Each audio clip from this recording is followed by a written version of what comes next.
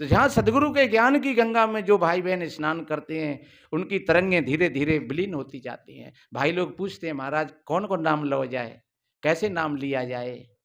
हम कहते हैं ये नाम लेना भी एक तरंग है। आप किसी का नाम लोगे वो एक तरंग है। तुम नाम लोगे तो वाणी से लोगे, तुम चिंतन करोगे तो मन से करोगे। और सदगुरु का ज्ञान कहता है कि तुम मन और वाणी भी शांत हो जाए बिल्कुल। वहाँ किसी नाम और रूप की कोई जरूरत नहीं है। नाम किसका लिखूं, नाम कोई नहीं, नाम ही नाम में सब तबाह हो गए। इसलिए मेरे बहन भाइयों, नाम रूप दो ईश उपाधि, और सुन गुण भेद समझिए साधी। ये नाम और रूप ये भी बंधन ही है। इसलिए कल्पना मत करना कि हमारे गुरुजी ने तो कोई नाम ही नहीं दिया है हमको। नाम भी एक खूंटा होता है बांधने का, और वो नाम के खूंटा से बांध देते हैं। चाहे वो राम नाम का खूंटा हो, चाहे वो और कोई नाम का खूंटा हो। नाम को तुम सुमरोगे या नाम को तुम लोगे तो तुम बंध गए। सो कितनी देर के लिए? थोड़ी देर के लिए। इसलिए अगर बात समझ में आएगी तो नाम और रूप दोनों गिर जाएंगे। फिर न नाम की जरूरत रहेगी न रूप की जरूरत रहेगी।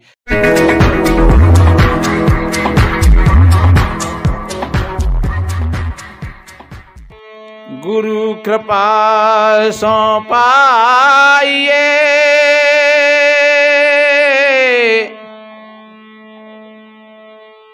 बुद्धि विमल विवेक,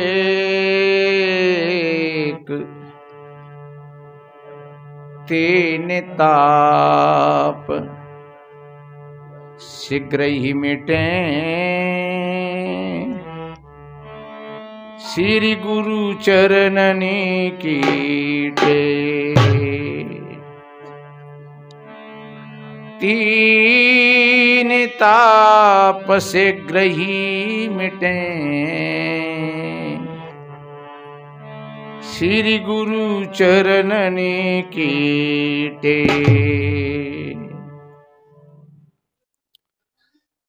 विश्ववंदनी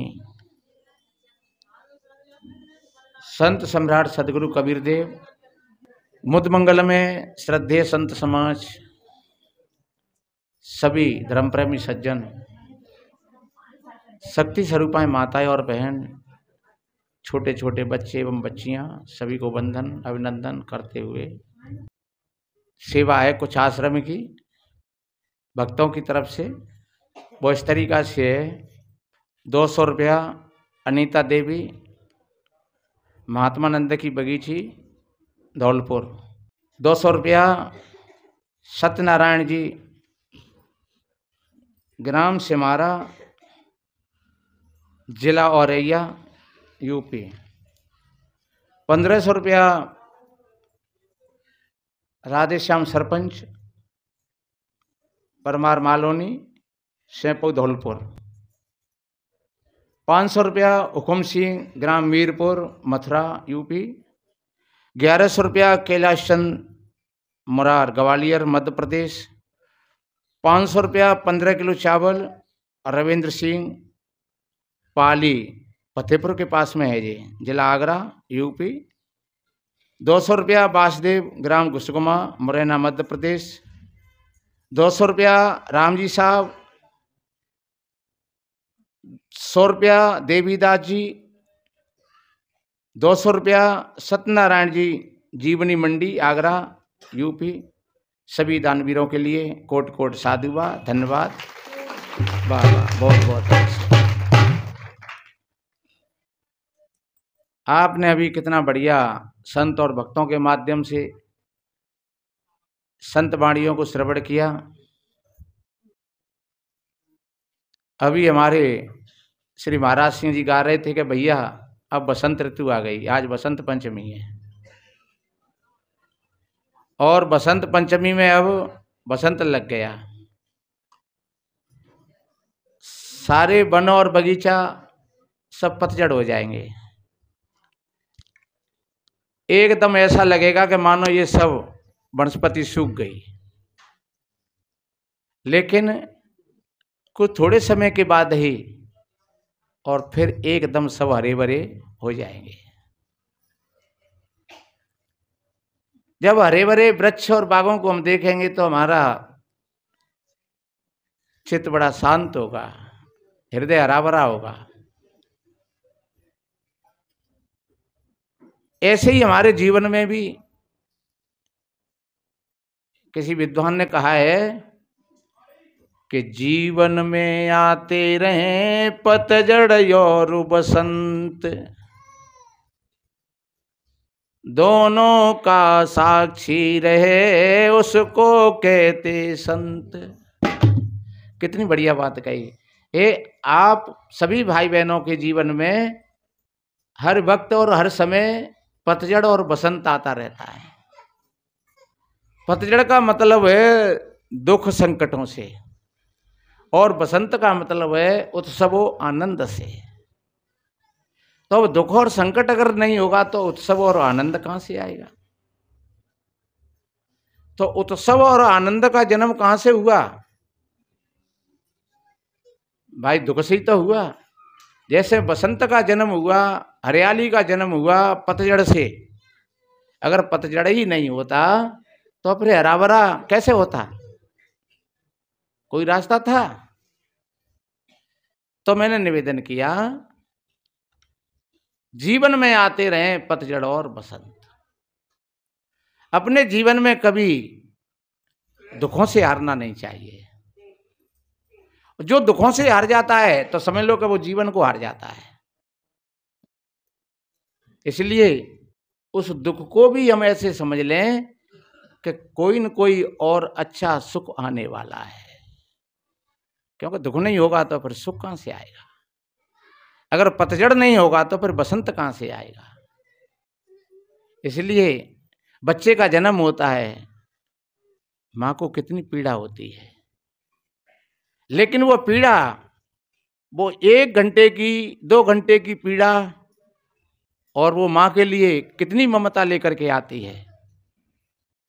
जब तक वो जिंदी रहती है तब तक वो पीड़ा भी उसको याद रहती है, और फिर उसका आनंद भी उसको याद रहता है। उस पीड़ा का जो फिर जब संतान सामने आई, चाहे बेटी है कि बेटा है, फिर उसका जो आनंद और सुख फिर कैसा लगा। तो कोई भी हमारे जीवन में अगर कोई संकट की घड़ी आती है, उसको भी हम वरदान मान लें। और ये ध्यान रहो, सुख का जन्म दुख से ही होता है। तो कभी दुख में हमें परेशान नहीं होना चाहिए, और सुख में कभी भूलना नहीं चाहिए। अभी कर्ण साध्वी गा रही थी, कितना बढ़िया चेतावनी का भजन था, अच्छा भजन था। डोली लेकर पिया द्वार पर आ गए। रोज आए दिन हमारे सामने घटना हो रही हैं, बड़ी बड़ी घटना हो रही हैं। देखो कुंभ में भी घटना हो गई है। एक घटना में बताते हैं 100, 200, 500 टेंट जल गए थे, सामान जल गया था। दूसरी भगदड़ की घटना हो गई, उसमें भी लोग बहुत मारे गए थे, 10, 20, 50 घायल भये होंगे। बागेश्वर धाम वाले ने कहा है, बताते हैं कि जो वहां मर गए उनकी मुक्ति हो गई। फिर एक शंकराचार्य जी ने कहा है, तो कि फिर तुम मुक्ति नहीं चाहते हो? भाई तुम भी भजन काय को कर रहे हो? मुक्ति के लिए तो कर रहे हो, तो तुमको भी मर जाना चाहिए वहां जा करके, और बात खत्म हो जाए यार। तो बात पर बात तो बढ़िया कही, अच्छी, क्योंकि मुक्ति हर व्यक्ति चाहता है। तो जाकर के मर जाओ, मुक्ति हो जाएगी। पर ये ध्यान रखो, मुक्ति और मोक्ष से इससे कोई लेना देना नहीं है। ये तो एक अपने मन का अज्ञान कहें, या जनता का भोरापन कहें, पागलपन कहें, और जहाँ जनता अधिक होती है वहाँ घटनाएं होती हैं, और घटना आए दिन कहीं पर भी हो रही हैं। मेरा कहने का तात्पर्य है कि हमारे आपके सबके सामने रोज आए दिन घटना हो रही हैं, और होती रहेंगी। तो हमें अपने जीवन को सावधानी के साथ व्यतीत करना चाहिए। तो आप सत्संगी और समझदार हो, दुख को भी आप सुख में बदल सकते हो। और वैसे एक बात और है, नहीं दुख है तो फिर मन का है। शरीर से अगर देखते हैं तो हम एक सभी भाई बहन हमें ठीक दिख रहे हैं, बढ़िया बैठे, लेकिन मन की बीमारी ज्यादा है। मन में कहीं ना कहीं किसी न किसी प्रकार की बीमारी है। और आपका मन अगर जागृत है, आप अपने आप में सजग हो तो आप बहुत बीमारियों से मुक्त हो सकते हो, बहुत बीमारियों से ऊपर उठ करके अपना जीवन जी सकते हो। तमाम काम की, क्रोध की, लोभ की, मोह की, अहंकार की, मद की, ये तमाम सारी बीमारी तो है। और इन बीमारियों को हम पराजय कर सकते हैं अपने अपने अंदर की दिलेरी से। कितने लोग और बीमारी पाल लेते हैं, कोई शराब पी रहे हैं भैया, बीमारी तो पाल ली उन्होंने। अभी एक बहन कह रही कि हमारे आदमी शराब पीते हैं, बच्ची साथ में थी तो वे कह रही कि वो ताते पियते हैं, हम 3 बहनें हैं, बिना चिंता सताए रही है 3 बहनें की। तो आप विचार करिए 3 बहनें हैं कि भैया हैं, क्या शराब पीने से कोई समाधान हो जाएगा? या लड़की हैं, लड़का है, या किसी का पैसा हो गया है तुम्हारे ऊपर, या कोई लड़ाई छिड़ रही है किसी से, तो क्या शराब पी करके समाधान हो जाएगा उसका? आप अगर कर्ज में दब गए हो तो क्या शराब पी करके कर्ज चुक जाएगा किसी का? अब लोग कहते हैं कि टेंशन में पिया। टेंशन का है कि तुमने टेंशन और बढ़ा ले। काऊ के 1000 रुपया थे और तुमने रात 500 की दारू पी ली तो दूसरे दिन 15 से गए, तो टेंशन घटी के बढ़ी। और तुम ऐसा ही करते रहोगे तो 6 महीना में तुम्हारे जर और जमीन पे नौबत आ जाएगी। फिर क्या होगा तुम्हारी टेंशन का? फिर तुम चले जाओगे, मर जाओगे। इसलिए जीवन का समाधान सदगुरु के ज्ञान से है, समझ से है, किसी प्रकार की उलझनों से नहीं है। उलझते तो फिर और चले जाओ, उलझते और चले जाओ। झगड़े का समाधान एक शांति से है, अपने धैर्य से है। अगर कोई बात हो गई हो तो धैर्यता के साथ, गंभीरता के साथ प्रतीक्षा करें। हमने जीवन में अनुभव किया है, धैर्य एक ऐसा सद्गुण है। रामायण में भी ऐसा एक चौपाई में कहा है कि धीरज धर्म मित्र और नारी, आपत्ति काल परखिए उचारी। अगर आप कहीं संकट में फंसे हुए हो, आपने अपने धैर्य को खो दिया तो समझ लो आपने अपने धर्म को भी खो दिया। धीरज धर्म, आपने अपने धर्म को खो दिया। और जब धीरज और धर्म आपके दोनों गए तो आपके मित्र भी आपका साथ छोड़ जाएंगे, आपकी इच्छा शक्ति भी गिर जाएगी। इसलिए बड़ी से बड़े संकट में भी अपने धैर्य को कभी मत खोइए। मायूसता नहीं आ जाए चित्त पर, अपने धैर्य को संभाल करके रखिए। धीरज धर्म, भजन कोई राम राम कहना नहीं है, भजन कोई राधे राधे और कृष्ण कृष्ण कहना नहीं है। भजन का अर्थ ही यह होता है हम अपने आप में, हमारे भीतर के एक एक सद्गुण जागृत हो जाएं।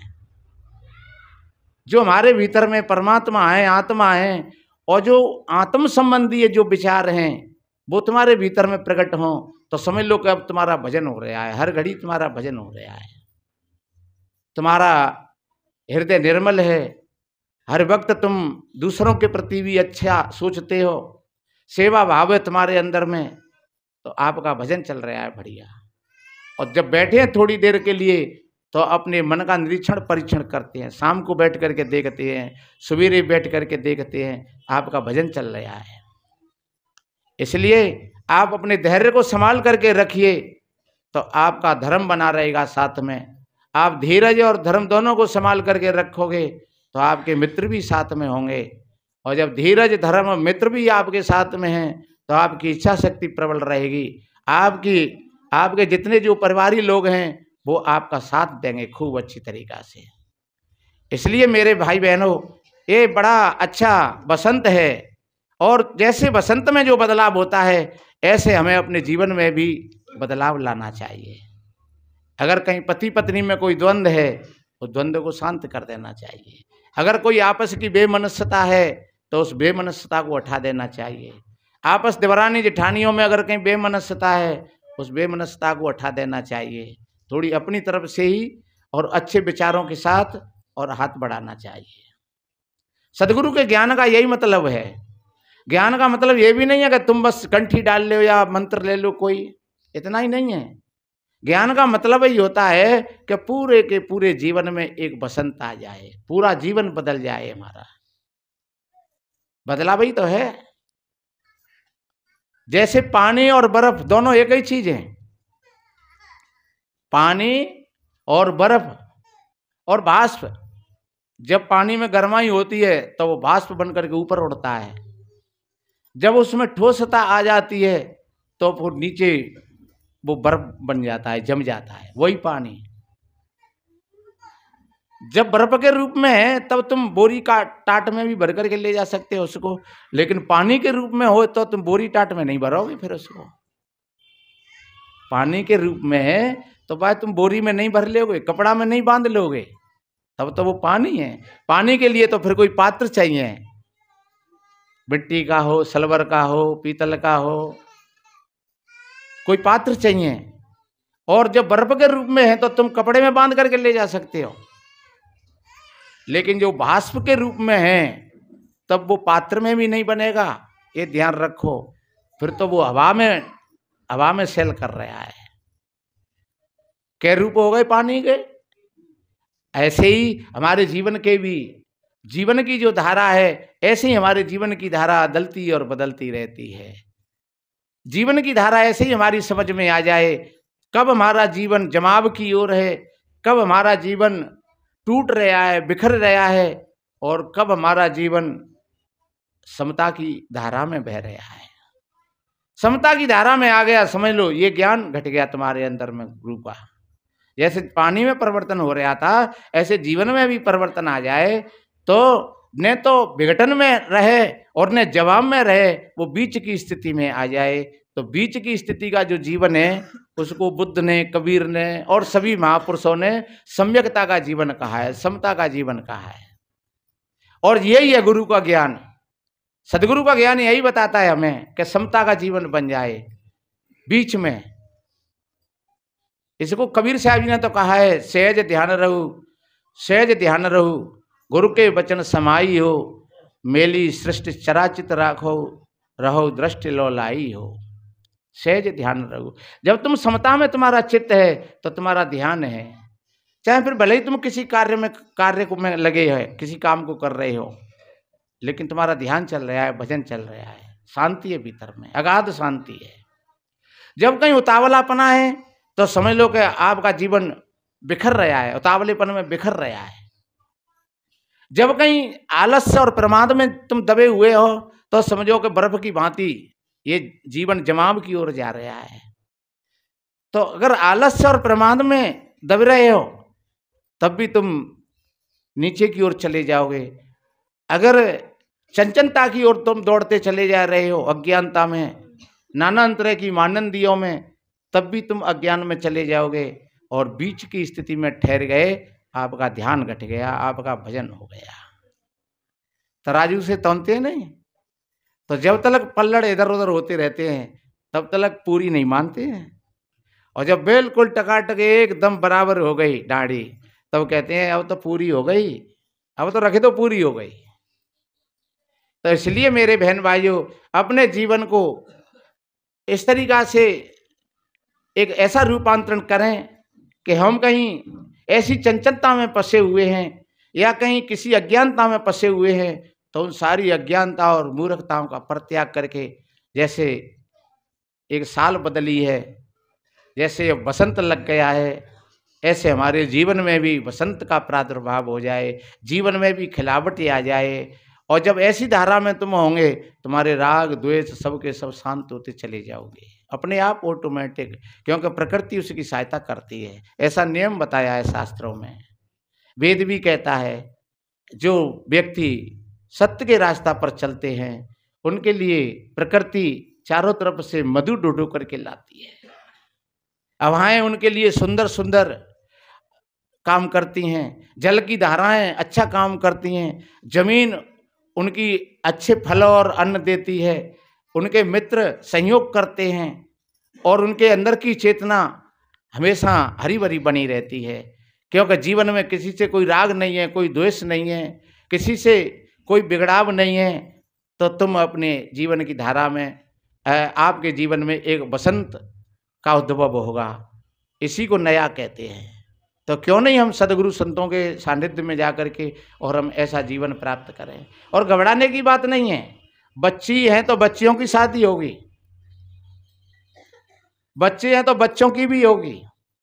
और आज तक ऐसा नहीं देखा गया है, सुना गया है कि किसी की बच्ची बिना पैसों के कुंवारी रह गई हो या किसी का बेटा रह गया हो। अगर रहे होंगे तो फिर तुम्हारे बदचलनों से रहे होंगे, तुम्हारी कुआदतों से रहे होंगे, गरीबी से नहीं रहे होंगे। क्योंकि गरीबी कोई गोत्र नहीं है व्यक्ति का, और गरीबी से तो भयभीत भी नहीं होना चाहिए, और गरीबी तो वैसे और अच्छी होती है, इसलिए गरीबी से भयभीत नहीं होना चाहिए। पैसे वाले लोगों को देखो, वो तुमसे ज्यादा दुखी हैं, बहुत ज्यादा पैसे वाले।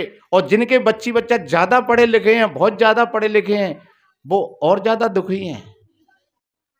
इसलिए हम ये नहीं कह रहे हैं कि बच्ची बच्चाओं को पढ़ाओ मत, लिखाओ मत, लेकिन पढ़ाई लिखाई के साथ उनको अच्छी समझ दो, अच्छे संस्कार दो। अच्छी समझ और अच्छे संस्कार रहोगे तो वो बच्ची बच्चा भी बढ़िया अपना जीवन जिएंगे। किसी विद्वान ने कहा है, देखो, पीते हैं शराब लोग पीकर बेचैन होते हैं, पीते हैं शराब लोग पी करके बेचैन होते हैं, और हम भी शराब पीते हैं, पी करके मस्त होते हैं। एक मंदरा होती है जो कलारी पर बाहर मिलती है, और एक सदगुरु के ज्ञान की शराब होती है। शराब कहते हैं यानी एक शराफियत को। आप एक अच्छे एक व्यक्ति हो, आप अपने सदगुरु के ज्ञान के नशा में हो, तो समझ लो फिर दुनिया के नशा तुम्हें व्याप्त नहीं होंगे। इसलिए हम भी शराब पीते हैं और पी करके मस्त होते हैं। ये सदगुरु के ज्ञान की शराब है। और देखिए, सब लोग शराब पीते हैं कलारी पर जाकर। सब लोग कहां पर पीते हैं? सब लोग शराब पीते हैं कलारी पर जाकर, और हम लोग शराब पीते हैं सदगुरु के द्वार पर जाकर। कबीर एक बढ़िया अच्छा कहा है, कबीर साहब जी कहते हैं, कबीर भाटी कलाल की और जो कोई पीवे आए, पी करके।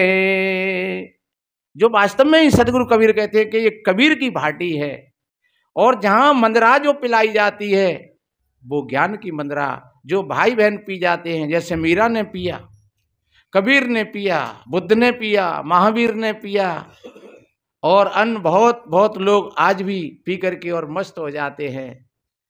दुनिया की चीजों में उनको आनंद नहीं था, क्योंकि दुनिया की चीज हैं वो अपने आप से दूर कर देती हैं, और जो सदगुरु का ज्ञान है वो अपने आप से जोड़ देता है।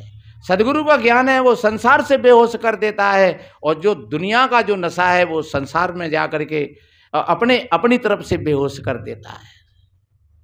इसलिए अगर पीनी है, पीले शराब शौक तू मस्ती में झूम कर, उतरे नशा न फिर कभी सागर चढ़ा के देख, मिलने की यार जुए तो खुद को मिटा के देख, और पर्दा नसीब गर तो पर्दा उठा के देख। पीना है तो ऐसे ही पियो। अरे जो पीते पीते और जो उतर जाए तो ऐसा जाम पीने से क्या फायदा। जो शाम को पी 500 की पी, 1000 की पी, और 4 बजे नो फिर नशा उतरेगा, और फिर सवेरे ही अपनों से मोह लेकर फिर रहे हैं कि चलो भैया फिर पी ले।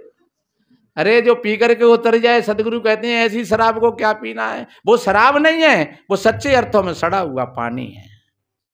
उसको पी करके तो आज तक किसी को शांति नहीं मिली है।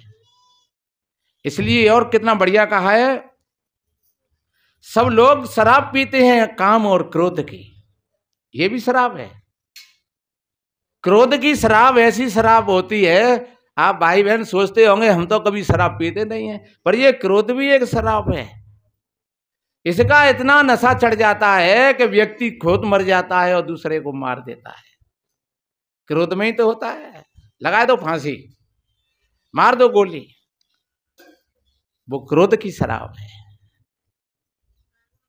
दुनिया के लोग पीते हैं शराब काम और क्रोध की, और हम लोग शराब पीते हैं सदगुरु के ज्ञान की।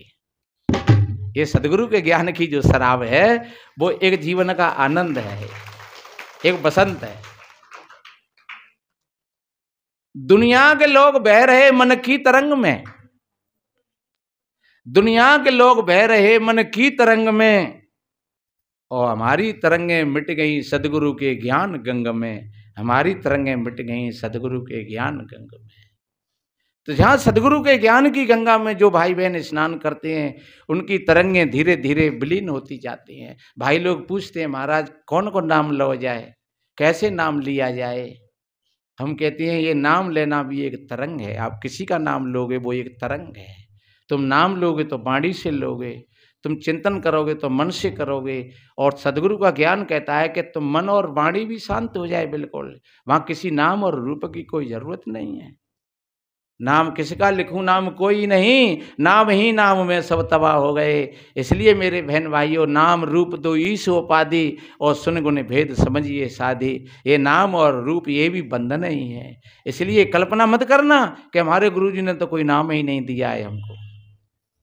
नाम भी एक खूंटा होता है बांधने का, और वो नाम के खूंटा से बांध देते हैं। चाहे वो राम नाम का खूंटा हो, चाहे वो और कोई नाम का खूंटा हो, नाम को तुम सुमरोगे या नाम को तुम लोगे तो तुम बंध गए। सो कितनी देर के लिए? थोड़ी देर के लिए। इसलिए अगर बात समझ में आएगी तो नाम और रूप दोनों गिर जाएंगे। फिर न नाम की जरूरत रहेगी न रूप की जरूरत रहेगी, क्योंकि नाम तो तेरा ही है और रूप भी तेरा ही है। दुनिया के लोग जल रहे तृष्णा की आग में, सिया राम शीतल हो गए सदगुरु के ध्यान में। जहां सदगुरु का जो ध्यान होता है सज्जनों, बस वहां शांति की वर्षा होती है। तो ऐसा हमें सदगुरु के ज्ञान का हमें उपयोग करना चाहिए। एक बहन कह रही महाराज हमारे मुंह में से बार बार गाली निकल जाती हैं। हमने कहा तो भैया खैर निकल जाती हैं, बहुत दिनों को अभ्यास है हमारी जीवे गाली देवे को। हाँ तो गाली निकल जाते हैं, पर जहां तक हो वहां तक तुम साधना करोगे तो उसका पश्चाताप मत करो, क्योंकि हमें अभ्यास है जिन चीजों का वो चीज हाल नहीं समझ में आती हैं। पर ध्यान रखो, आज शाम को तुम देखोगे आज हमने कितनी बार गाली दी है किसी से, आज हम कितनी बार झूठ बोले हैं किसी से, आज कितनी बार हमने हंसी मजाक करी है। देखो ये वाणी बहुत बड़ी बेशकीमती है। इस वाणी का हमेशा सही उपयोग करना चाहिए। वाणी से हंसी मजाकों में भी वाणी को नहीं खोना चाहिए, और हंसी मजाक भी भद्देपन की नहीं होनी चाहिए। हंसी मजाक भी हों तो वो भी एक ज्ञान और ध्यान और साधना और सत्संग की हों। जो अच्छे और सच्चे लोग होते हैं वो एक अच्छी बात लोगों को बताते हैं बढ़िया, और कुछ मजाकबाजी में उलूल जुलूल जो बकवास हो जाती हैं ध्यान रखो, पर वो अच्छे लोगों में वो अच्छी बात नहीं है। इसलिए हमेशा शब्द संभाल के बोलिए, हमेशा शब्द को संभाल करके बोलो। वाणी तो अनमोल है, ये सदगुरु कबीर साहब जी के वाक्य हैं। और कितना बढ़िया कहा है गीता जी में भी, उपदेजित कर्म वाक्यम सत्यम प्रिय तम च स्वाध्याय अभ्यसनम भांग में तपोच्यते। ऐसा शब्द नहीं बोलना चाहिए हमें जो किसी के उत्तेजना पैदा हो जाए, और हमें भी थोड़ा सावधान रहना चाहिए, हम भी किसी के वाक्यों से उत्तेजित ना हो जाएं। इसलिए ज़्यादा मजाकबाजी, ज़्यादा टटोली, ज़्यादा व्यंगबाजी ये भी हमारे दिल दिमाग को खराब करती हैं। व्यंगबाजी का मतलब होता है कोई निवलो सिवलो आदमी हो बातें कहू, आओ मल्ला साहब, आओ पहलवान, और बेचारो निवलो सिवलो बाने कब माने मल्लई करी हैं, और हम बाकी मजाक कर रहे हैं, अरे आओ साहब मल्ला साहब, अरे आओ बोरे जी, और बेचारे भी टुकटुका तो फिर रहे हैं। तो ये एक व्यंगबाजी है। ऐसा किसी से व्यंगबाजी भी नहीं करना चाहिए, क्योंकि ये प्रकृति का सिस्टम है। कबीर या संसार में भांत भांत के लोग, और सबसे हिलमिल चालियो नदी नाव संजोग। ये है जीवन की धारा, सबसे मिलजुल करके। अरे न अमीर रहेगा और न गरीब रहेगा, न फकीर रहेगा। कितने मुफलिस हो गए, कितने तकब्बर हो गए, और खाक में जाकर मिले दोनों बराबर हो गए। बड़े बड़े फकीर हो गए, बड़े बड़े शाहनशाह हो गए, राजा और महाराजा हो गए, लेकिन जब आखिरी पहुंचे वहां जाकर के तो वहां एक ही स्टेज पर जाकर के पहुंच गए। किसी की मजाक करते हो तुम। इसलिए मेरे भाई बहनों, जैसे मैंने उदाहरण दिया था कि ये जीवन का एक बदलाव है हमारे जीवन में। जैसे अब बसंत की बात को लेकर के हमने चर्चा शुरू की। हमारे कवि महाराज सिंह जी ने कही ये बात कि भैया ये बसंत ऋतु आ रही है, हमारे जीवन में भी एक बसंत आ जाए, हमारे जीवन में भी ऐसा बदलाव हो जाए, हमारे जीवन में भी सुख और शांति के बादल बरसने लगें। आप सत्य के मार्ग पर चलोगे। और बहुत काफ़ी लोग यहाँ काफ़ी समय से आ रहे हैं और जिन्होंने सदगुरु के ज्ञान का ठीक उपयोग किया है वो कहते हैं महाराज बड़ा सुख मिला, बड़ी शांति मिल रही है, सारे काम चल रहे हैं। इसलिए आप बिल्कुल चिंता मत करिए। बच्ची हैं, बच्चे हैं, आप चिंता मत करिए, समय पर शादी होंगी उनकी बढ़िया खूब। और आप जैसा तुम जैसे हो वैसा ही तुमको रिश्तेदार मिलेंगे, दोस्त मिलेंगे। तुम बढ़िया हो तुमको बढ़िया दोस्त मिलेंगे, तुम बढ़िया हो तुमको बढ़िया रिश्तेदार मिलेंगे। तुम्हारे अंदर में कहीं थोड़ी सी कमी है तो फिर वो कमी के हिसाब से तुमको भी फिर वैसा ही उसका जवाब देना पड़ेगा। इसलिए कहीं ना कहीं हम अपने भीतर में अपने आप को देखें, अपने जीवन का बदलाव करें, यही जीवन का आनंद है। और आप सभी भाई बहनों के लिए कोट कोट साधुवाद, धन्यवाद। सर्वे भवन्तु सुखिनः, सर्वे सन्तु निरामयाः, सर्वे भद्राणि पश्यन्तु मा कश्चित् दुःख भाग् भवेत्। सभी के जीवन में आनंद हो, सभी निरोग हों, सभी स्वस्थ हों। इन्हीं शुभ मंगल कामनाओं के साथ बोलिए सदगुरु कबीर साहेब बंदगी।